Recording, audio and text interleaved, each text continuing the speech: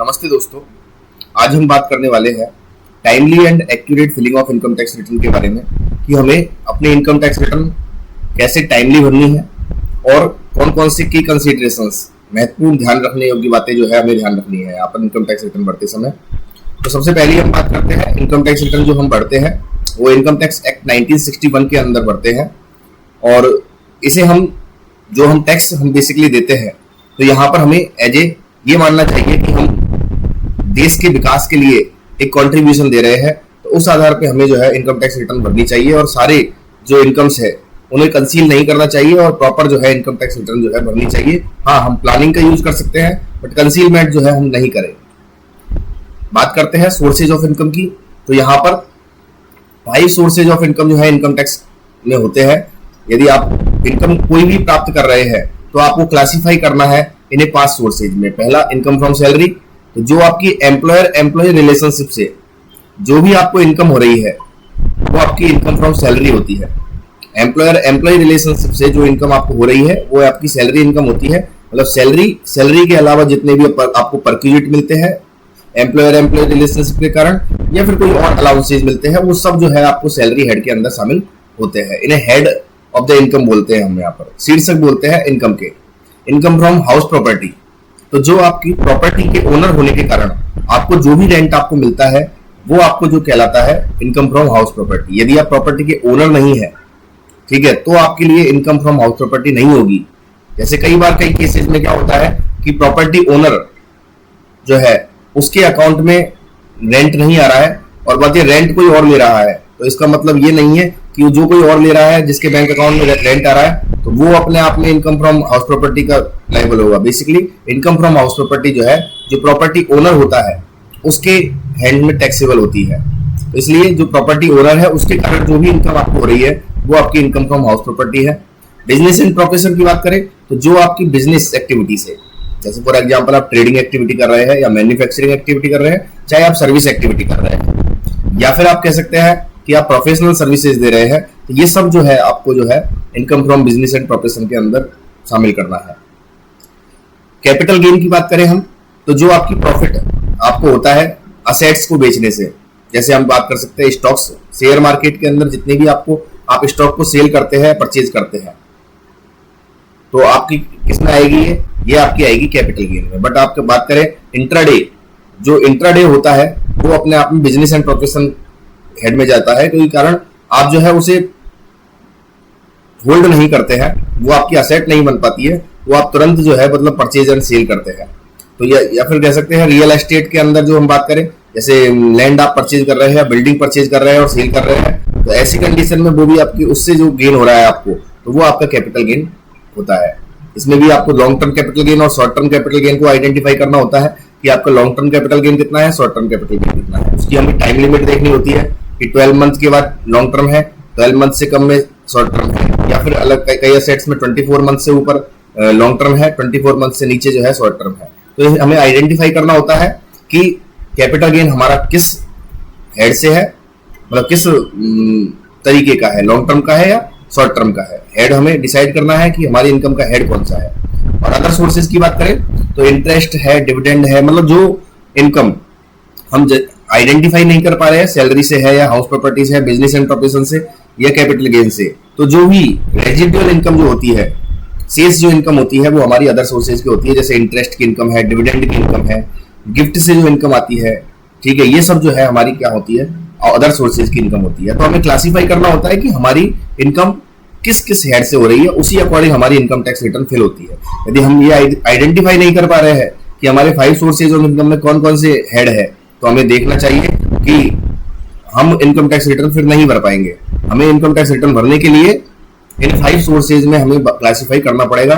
गलत हेड का चयन जो है वो कहीं ना कहीं हमें जो है हमारी टैक्स रेट की लायबिलिटी जो है वो चेंज कर सकता है। जैसे कई स्पेशल रेट इनकम होती है, जैसे लॉन्ग टर्म कैपिटल गेन के अंदर जो हम बात करें लॉन्ग टर्म कैपिटल गेन है, या फिर अदर सोर्सेज के अंदर कुछ इनकम जैसे लॉटरी वाली है, इनका जो टैक्सेशन होता है वो हमारा स्पेशल रेट टैक्सेशन होता है। यदि हम इनको अलग गलत रिपोर्ट करेंगे तो हमारी टैक्स लायबिलिटी चेंज हो सकती है और बाद में हमें जो है कहीं ना कहीं असेसमेंट डिपार्टमेंट करता है, तो ऐसे केस में जो हमें नुकसान झेलना पड़ सकता है।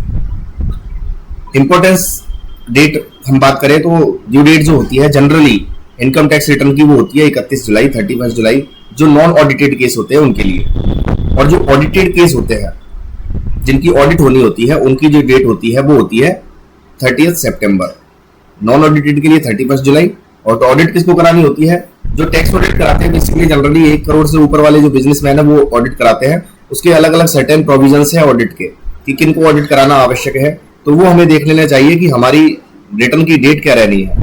जैसे फॉर एग्जाम्पल पार्टनरशिप फर्म के अंदर जितने भी पार्टनर्स होते हैं, यदि पार्टनरशिप फर्म की ऑडिट 30 सितंबर तक होनी है तो पार्टनर्स के लिए इनकम टैक्स रिटर्न की डेट भी जो है वो 30 सितंबर हो जाएगी। तो ये सब प्रोविजंस हमें पता होना चाहिए कि इनकम टैक्स रिटर्न की डेट हमें क्या रहेगी हमारे लिए, हमें कब तक इनकम टैक्स रिटर्न भर देनी है। क्योंकि यदि मान लीजिए हम लेट फिलिंग ऑफ आईटीआर करते हैं, हम यदि इनकम टैक्स रिटर्न को टाइम पे नहीं भरते हैं और लेट फिलिंग ऑफ आईटीआर करते हैं तो ऐसी कंडीशन में हमें जो है बहुत सारे लॉसेज हो सकते हैं। जैसे फॉर एग्जांपल हमें जो हमारा लॉस है, यदि हमें लॉस हुआ है तो लॉस को हम आगे बढ़ा नहीं सकते। आगे जैसे इनकम टैक्स में set of and carry forward of losses का एक प्रोविजन होता है कि हम जो भी लॉस हुआ है उसे हम क्या कर सकते हैं, अगले सालों में ले जा सकते हैं, कैरी फॉरवर्ड कर सकते हैं और अगले जो साल के अंदर जो ब्रॉड फॉरवर्ड लॉसेज होंगे उन्हें हम जो है वो अपने अगले साल के प्रॉफिट से जो है वो क्या कर सकते हैं, सेट ऑफ कर सकते हैं।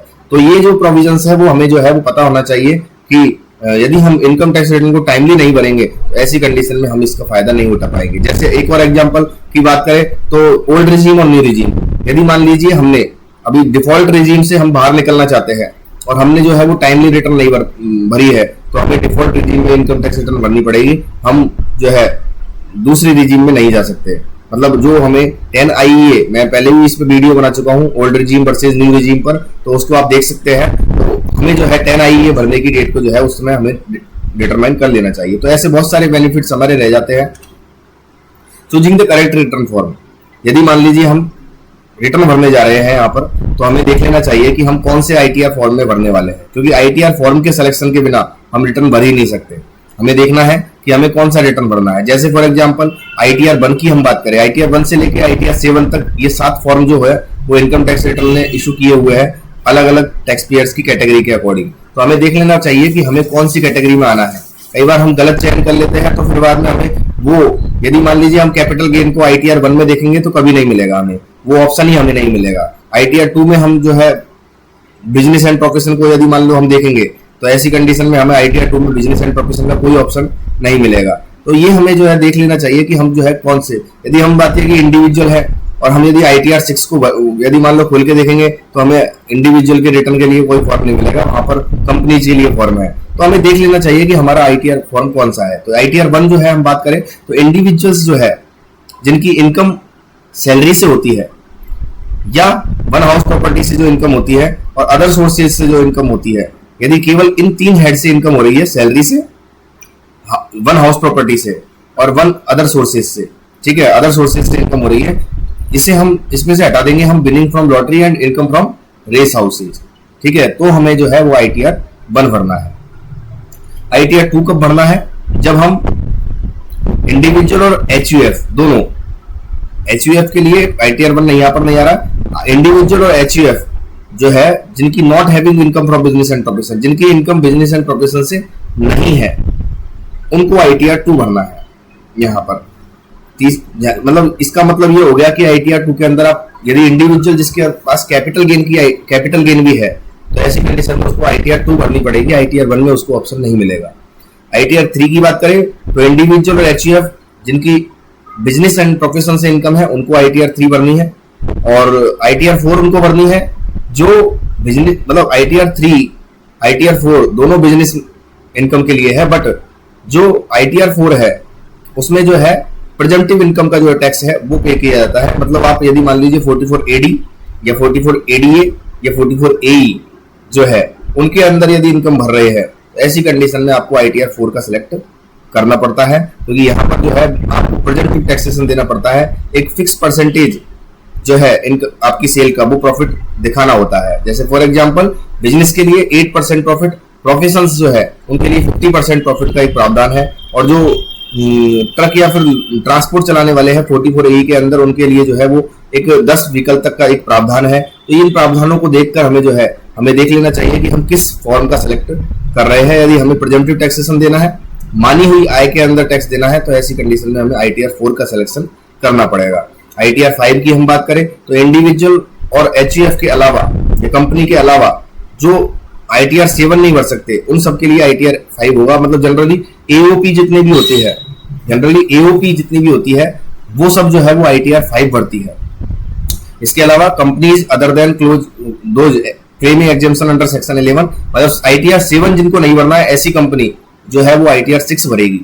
तो यहाँ पर सभी जो प्रॉफिटेबल कंपनी है वो सब जो है ITR 6 भरती है। और ITR 7 की बात करें जो नॉन प्रॉफिट एंटिटीज होती है, चाहे वो ट्रस्ट है, चाहे वो सोसाइटी है, चाहे वो कंपनी है, यदि वो नॉन प्रॉफिट एंटिटी है मतलब उसने 12A के अंदर या फिर किसी स्पेशल सेक्शन के अंदर 23 की जो सेक्शंस है उनके अंदर यदि एग्जेम्पशन ले रखा है, अपना एक सर्टिफिकेट ले रखा है कि हम इसके लिए अंदर एग्जेम्प्ट है, तो ऐसी कंडीशन में उन्हें क्या करना है, ITR 7 भरना है। स्कूल्स जितने भी होते हैं, चैरिटेबल इंस्टीट्यूशंस जितने भी होते हैं, पुण्यार्थ संस्थाएं जितनी भी होती है, उन्हें ITR 7 भरना होता है। तो आपको करेक्ट फॉर्म चूज करना बहुत इंपॉर्टेंट है। आप यदि मान लीजिए रिटर्न फॉर्म करेक्ट चूज नहीं कर पा रहे हैं तो आप जो है वो गलती मत कीजिए, आपको जो है वो टैक्स एक्सपर्ट की एडवाइस जो है इसमें लेनी चाहिए।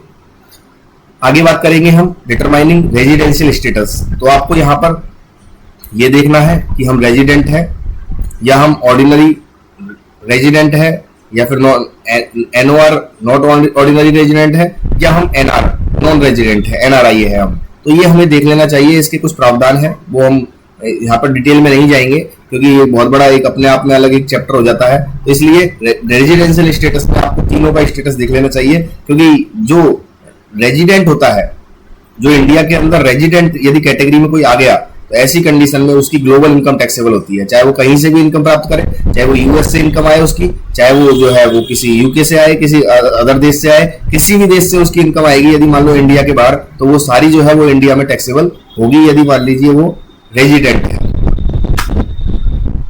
Matching return with bank accounts, यदि हम बात करते हैं बैंक अकाउंट के साथ हमें अपने रिटर्न्स को मैच कर लेना चाहिए कि हमारा इंटरेस्ट सही आया है, हमारी इनकम सही आया है, पूरा बैंक अकाउंट हम स्टेटमेंट हमें अपने पास रखना चाहिए जब हम इनकम टैक्स रिटर्न कर रहे हैं। और एक एक ट्रांजेक्शन्स को हमें जो है एक बार देख लेना चाहिए।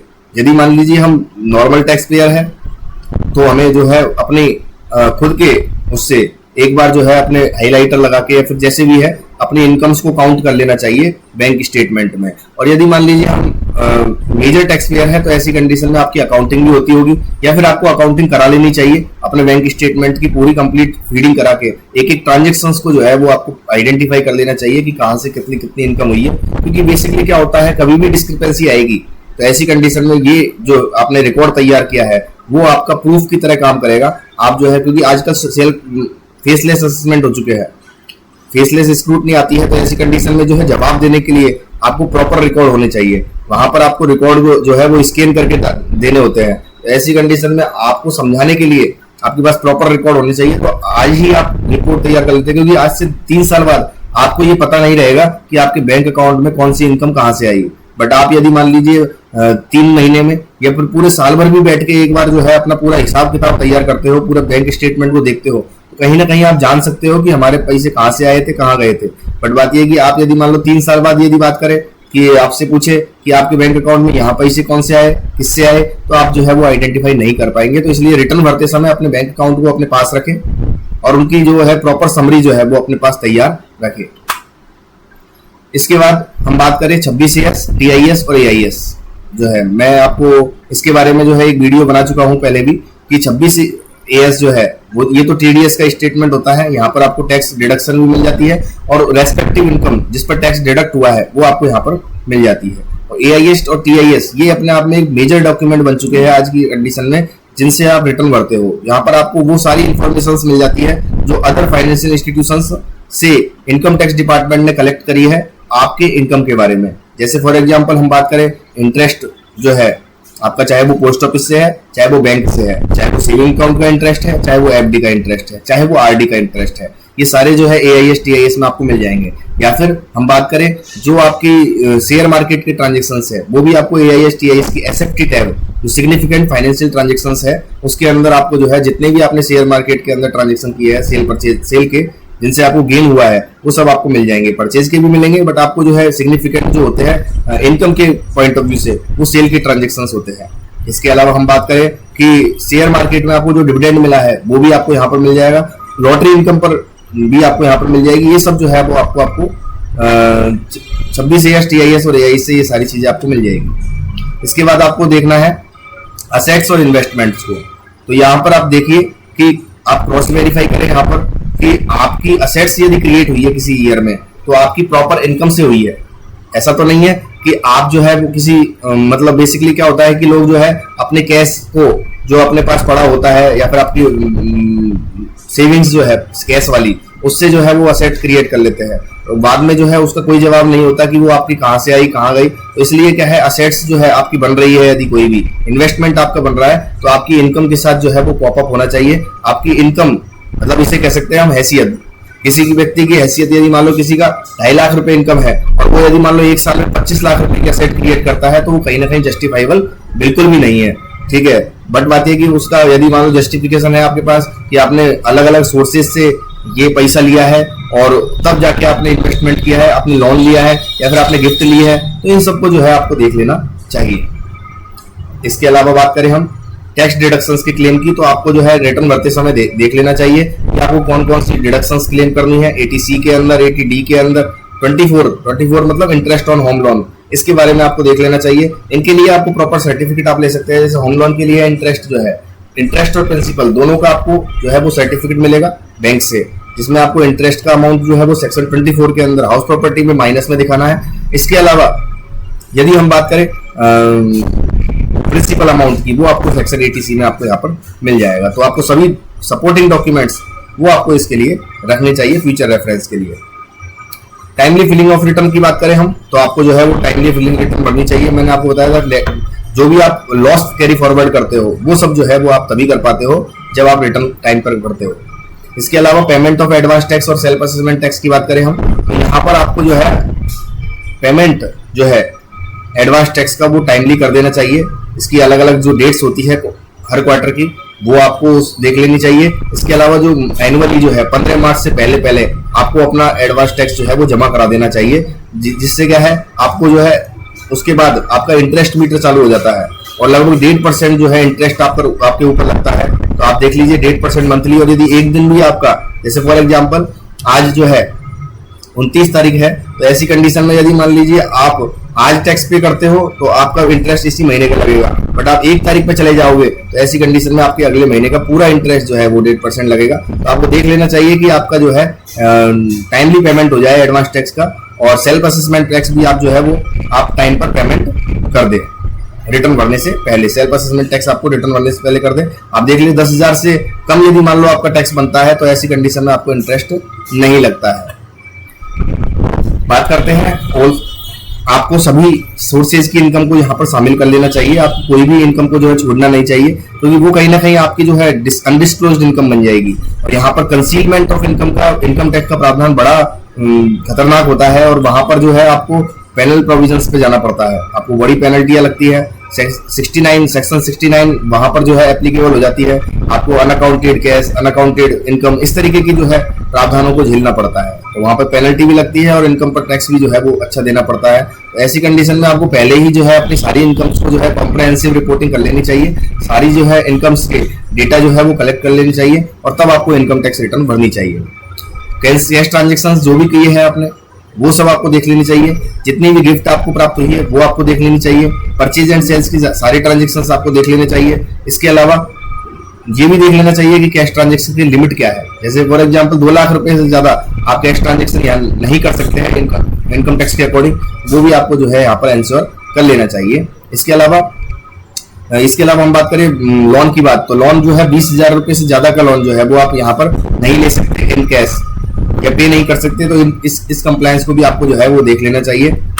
डीम्ड इनकम की हम बात करें तो आपको डीम्ड इनकम को भी जो है वो दिखाना चाहिए। कुछ डीम्ड डिविडेंड होते हैं, कुछ डीम्ड इनकम होती है। जैसे for example second house income है, यदि मान लीजिए आपके एक से ज्यादा हाउस है तो दूसरे घर की आपकी जो इनकम है, एक तो आपका सेल्फ ऑक्यूपाइड हो सकता है, एक घर आपका सेल्फ ऑक्यूपाइड हो सकता है कि आप खुद यूज करते हो, पर सेकंड हाउस जो है वो आपका क्या कहलाएगा कि ये डीम्ड इनकम का पार्ट माना जाएगा, कि आप जो है कहीं ना कहीं नोशनल रेंट, एक काल्पनिक रेंट उससे प्राप्त कर रहे हैं, ऐसा इनकम टैक्स मानता है। तो ये जो है वो आपको ध्यान रखना चाहिए। यदि पता चलता है इसके बारे में तो बात यह कि इसको भी प्रोविजन में डाला जा सकता है। बात करते हैं हम provision of section 56 subsection 2 gift की बात कर लेते हैं। तो गिफ्ट जो है वो इनकम टैक्स में टैक्सेबल होती है, गिफ्ट इनकम टैक्स में टैक्सेबल होती है, बट रिलेटिव से जो गिफ्ट प्राप्त करते हो वो आपको जो है वो क्या होती है, एग्जेम्प्ट होती है, या फिर आपको कुछ स्पेसिफाइड ओकेजन पर यदि मान लीजिए आपको कोई गिफ्ट मिलती है तो वो भी आपकी एग्जेम्प्ट होती है। वो आपको देख लेना चाहिए कि आप कौन से ओकेजन पर गिफ्ट प्राप्त कर रहे हैं, तो आपको प्रॉपर रिकॉर्ड रखना चाहिए उस ओकेजन का। इसके अलावा रिलेटिव से प्राप्त कर रहे हैं तो ऐसी कंडीशन में आपको जो है गिफ्ट डीड जिसे कह सकते हैं वो आपको लिखवा लेनी चाहिए। गिफ्ट डीड से जो है वो आप आगे इंश्योर रहते हो कि जो आपके पास इनकम है वो रिलेटिव से आई है, तो रिलेटिव से आई है तो फिर बाद में आपको जो है वो उसमें एग्जेम्पशन आप ले सकते हैं। बात करते हैं क्लेम टीडीएस। टीडीएस जो है वो आपको क्लेम करना चाहिए, आपको देखना चाहिए, वेरीफाई करना चाहिए कि आपका टीडीएस जो है कितना आ रहा है। आपको अपने इनकम के साथ टीडीएस को मैच कर लेना चाहिए। इनकम टीडीएस के साथ जो है वो रेस्पेक्टिव इनकम भी होती है, तो आपने टीडीएस तो क्लेम कर लिया परंतु रेस्पेक्टिव इनकम को यदि मान लो रेस्पेक्टिव हेड में नहीं दिखाया तो आपको प्रॉब्लम हो जाएगी, क्योंकि आजकल जो है वो आपको हेड वाइज रिपोर्टिंग देनी होती है कि आपकी अदर सोर्सेज की इनकम इतनी है, ठीक है, तो आपकी अदर सोर्सेज की जो टीडीएस है वो भी मैच होना चाहिए। बिजनेस एंड प्रोफेशन का इनकम इतने हैं और बिजनेस एंड प्रोफेशन के अंदर जो टीडीएस है वो मैच होना चाहिए। वो ज्यादा हो सकती है आपकी इनकम रिपोर्ट वाली, बट बात यह है कि उससे कम नहीं हो सकती है, तो ये आपको ध्यान रखना चाहिए। इसके अलावा आप यदि मान लो रिवाइज रिटर्न भरने की सोच रहे हैं तो आपको देख लेना चाहिए कि आप कब तक रिवाइज रिटर्न कर सकते हैं। जैसे अभी दिसंबर तक रिटर्न जो है वो रिवाइज कर सकते हैं, तो आपको देख लेना चाहिए कि आप जो है पहले जो है वो अगले साल तक जो है रिटर्न रिवाइज हो जाती थी, आजकल नहीं होती है।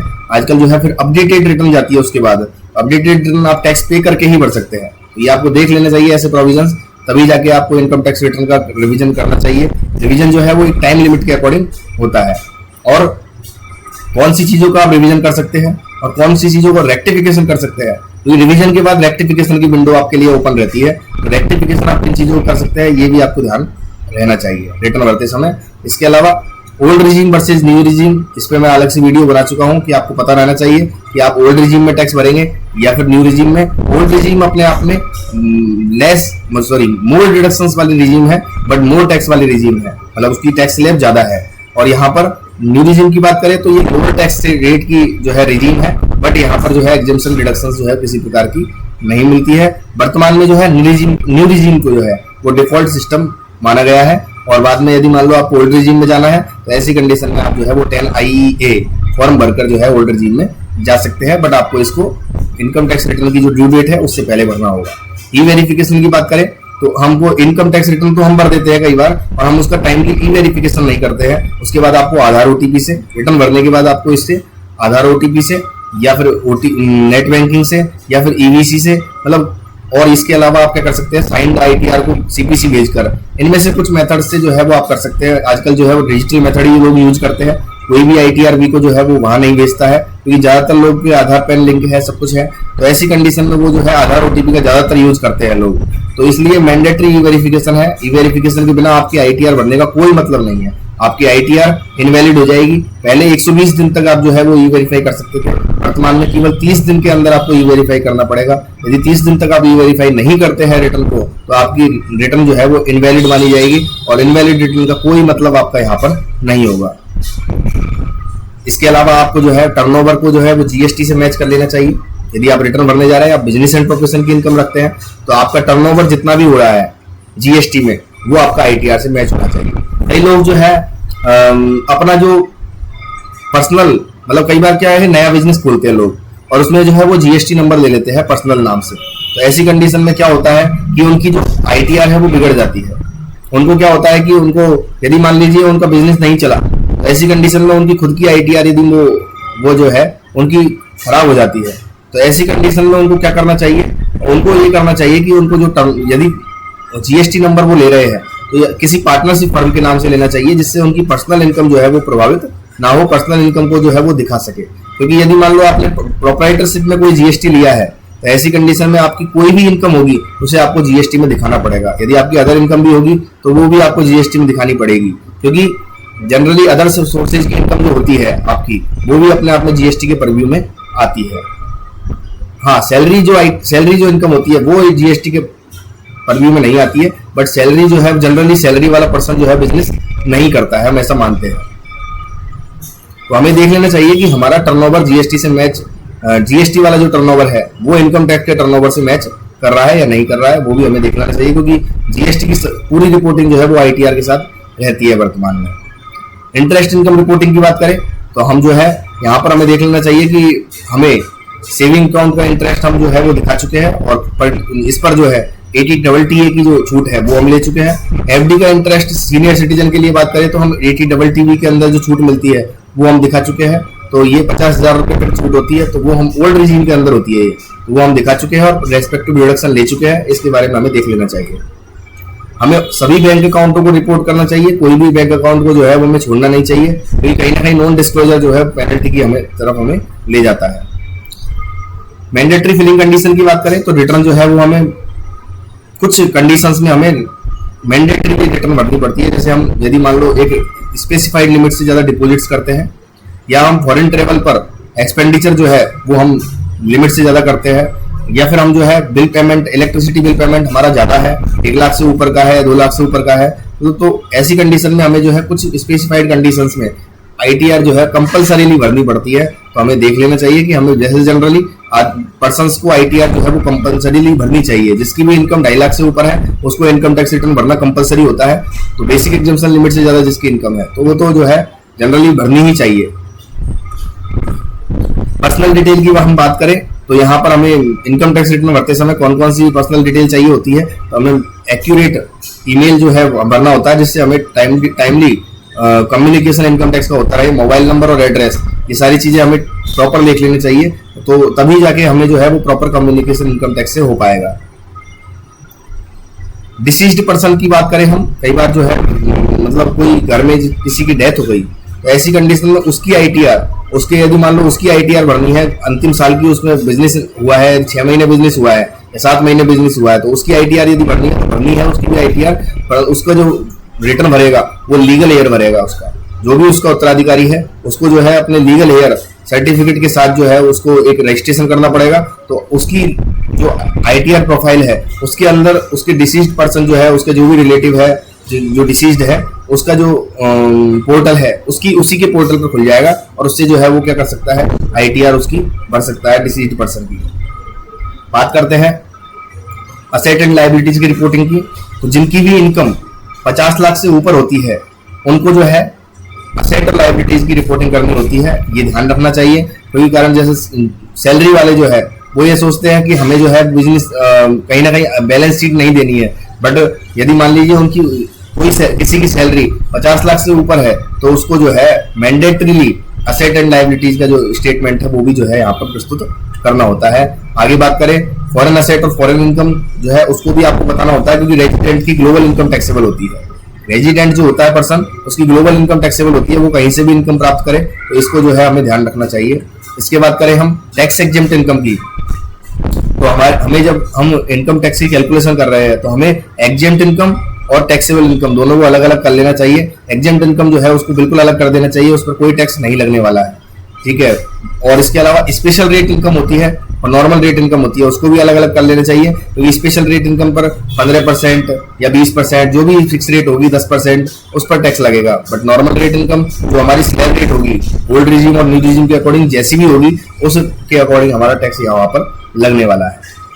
हम बात करने वाले हैं इंटरेस्ट ऑन रिफंड की, तो रिफंड जो है उस पर इंटरेस्ट जो है वो इनकम में अदर सोर्सेज के अंदर टैक्सेबल होता है, कई बार हम नहीं दिखाते हैं। यदि मान लीजिए आपने 5 लाख रुपए की आईटीआर भरी और उस समय पता नहीं था, आपने जो है इनकम टैक्स रिफंड का इंटरेस्ट नहीं दिखाया और 4 लाख मान लो आपकी बिल्कुल पीक पर आपकी जो इनकम थी उस समय 4,99,000 थी, ठीक है, और मान लो आपका 2,000 रुपए का interest on income tax refund था, उसकी रिपोर्टिंग इनकम टैक्स के पास है और वो आपको AIS TIS में मिल भी जाती है। तो यदि मान लीजिए आपने उसको रिपोर्ट नहीं किया तो इनकम टैक्स जो है उस 2,000 रुपए को जोड़कर सीधा आपका जो है 12,500 रुपए का टैक्स लगा देगा। तो ये आपको ध्यान रखना चाहिए कि आप प्रॉपर रिपोर्टिंग कर रहे हैं, सभी चीजों को पहले ही अपने रिकॉर्ड में रख रहे हैं।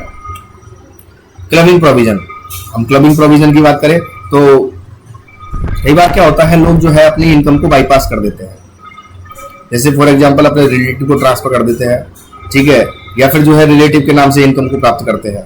तो जो माइनर के नाम से जितनी भी इनकम होती है वो अपने पेरेंट्स के नाम से टैक्सेबल होती है, तो इसे कहते हैं क्लबिंग।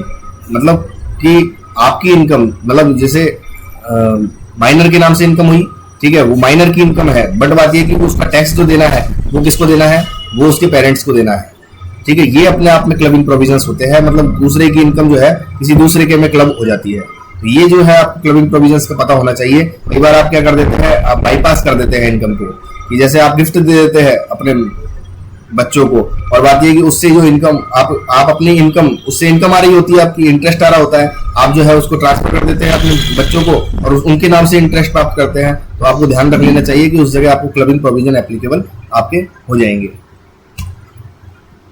क्रिप्टो ट्रांजेक्शन की बात करें तो आपको रिपोर्टिंग, वर्तमान में क्या क्रिप्टो ट्रांजेक्शन बहुत ज्यादा चल रहे हैं, बिटकॉइन जो है, तो उसके कंडीशन में जो है आपको उसकी एक रिपोर्ट निकालनी चाहिए। वहां पर आपको सेल परचेज की रिपोर्ट होनी चाहिए और कितना गेन हुआ है उसकी रिपोर्ट होनी चाहिए, क्योंकि यहाँ पर 30% टैक्स जो है क्रिप्टो ट्रांजेक्शन पर जो गेन होता है उस पर लगता है। आईटीआर फॉर्म में जो चेंजेस होते हैं उनका आपको पता रहना चाहिए कि कौन कौन से चेंजेस, क्योंकि हर साल जो है आईटीआर फॉर्म चेंज होते हैं, इसके बारे में आपको पता होना चाहिए। और यदि मान लीजिए हम बात करें तो आपको कुछ चीजें समझ में नहीं आती है और यदि कोई प्रॉब्लम आती है तो ऐसी कंडीशन में आपको टैक्स एक्सपर्ट की सलाह लेनी चाहिए। और यदि मान लो आपको रिटर्न प्रॉपर एरर फ्री भरवानी है तो ऐसी कंडीशन में आपको जो है वो टैक्स एक्सपर्ट की मदद लेनी चाहिए, क्योंकि टैक्स एक्सपर्ट जो है कहीं ना कहीं यदि आपकी कोई गलती होती है, यदि मान लीजिए आपका कोई प्रॉब्लमेटिक आप सिचुएशन फंसे हुए तो उससे आपको निकाल देते हैं, क्योंकि उनको जो है रोजाना मेजर आईटीआर जो है वो प्रोसेस करनी होती है, देखनी होती है, तो उनको जो है एक अनुभव होता है उस चीज का कि कहाँ कौन सी प्रॉब्लम का क्या सॉल्यूशन होगा, लेटेस्ट लॉ प्रोविजंस क्या है और कौन कौन सी गलतियां जनरली इनकम टैक्स रिटर्न भरते समय होती है, वो एक टैक्स एक्सपर्ट को पता होता है, इसलिए उसकी एडवाइस आपको लेनी चाहिए। बात करें आज की हमारी वीडियो कंक्लूजन की, तो हमें देख लेना चाहिए कि हम टाइमली रिटर्न भरें, एक्यूरेट रिटर्न भरें, सभी चीजों को शामिल करें और हम ये माने कि हम जो कंप्लायंस कर रहे हैं इनकम टैक्स की वो अपने आप में नेशनल डेवलपमेंट में कंट्रीब्यूट कर रहे हैं। और इसके अलावा जब हमें जरूरत हो तो हमें अपने प्रोफेशनल असिस्टेंस भी लेनी चाहिए, एक प्रोफेशनल एडवाइस, चार्टर्ड अकाउंटेंट है या फिर जो इस टैक्स एक्सपर्ट्स है, टैक्स कंसल्टेंट्स है, उनकी एडवाइस जो है वो हमें लेनी चाहिए। तो आज की वीडियो में इतना ही। यदि आपको ये वीडियो अच्छी लगी तो हमारी वीडियो को लाइक कीजिए, कमेंट कीजिए, शेयर कीजिए और हमारे चैनल को सब्सक्राइब करना मत भूलिए। Thank you.